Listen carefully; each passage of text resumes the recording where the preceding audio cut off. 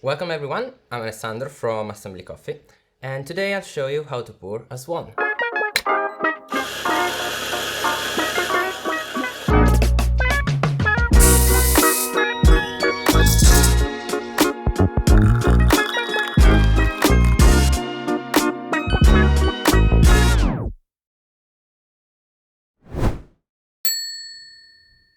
So, first thing, the base to create our contrast.